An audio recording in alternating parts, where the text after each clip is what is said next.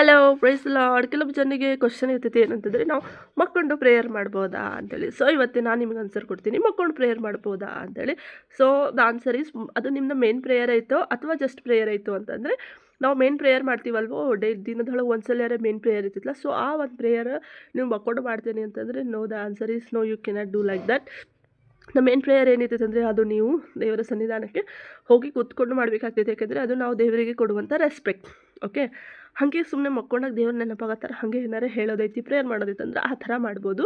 But main prayer ಏನಿದ್ರು ನೀವು ಕೂತ್ಕೊಂಡು ರೆಸ್ಪೆಕ್ಟ್ಫುಲಿ ಮಾಡಬೇಕು. ಯಾಕೆಂದರೆ ನಿಮ್ಮ ಟೀಚರ್ಸ್ ಆಗಲಿ, ನಿಮ್ಮ ಪೇರೆಂಟ್ಸ್ ಆಗಲಿ, ಯಾರಾದ್ರೂ ನೀವು ಹಾಗೆ ಮಕ್ಕೊಂಡು ಮಾತಾಡೋಂಗಿಲ್ಲಲ್ವಾ. ಸೊ ಸರ್ವಶಕ್ತನಾದ ದೇವರೊಂದಿಗೆ ಮಾತಾಡ್ತೀವಂದರೆ ನಾವು ಸ್ವಲ್ಪ ರೆಸ್ಪೆಕ್ಟ್ಫುಲ್ ಆಗಿ ಕೂತ್ಕೊಂಡು ನಿಂತ್ಕೊಂಡು ಆರಾಧನೆ ಮಾಡಿ ಪ್ರಾರ್ಥನೆ ಮಾಡಬೇಕು.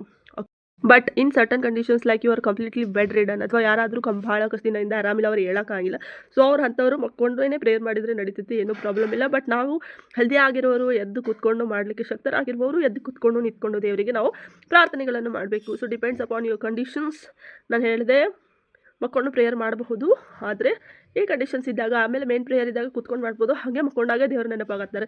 ಸೊ ನಂಗೆ ಪ್ರಾರ್ಥನೆ ಮಾಡೋಕ್ಕೆ ಇಷ್ಟ ಆಯ್ತಿದೆ ಅಂದರೆ ನಾವು ಹಾಗೆ ಮಾಡ್ಬೋದು. ಯಾಕಂದರೆ ನಾವು ಪ್ರಾರ್ಥನೆ ಕುಂತರು, ನಿಂತರು, ಎದ್ರು, ಓಡಾಡಿದ್ರು, ಊಟ ಮಾಡುವಾಗ, ನಾವೆಲ್ಲ ದಿನನಿತ್ಯದ ಕಾರ್ಯಗಳನ್ನು ಮಾಡುವಾಗಲೂ ನಾವು ಪ್ರಾರ್ಥನೆ ಮಾಡ್ಬೋದು. So any time you can pray, but the main prayer you should be doing by sitting and by honoring the Lord. Okay, I hope you got the answers. Thanks for watching. Please subscribe and God bless you all. Bye.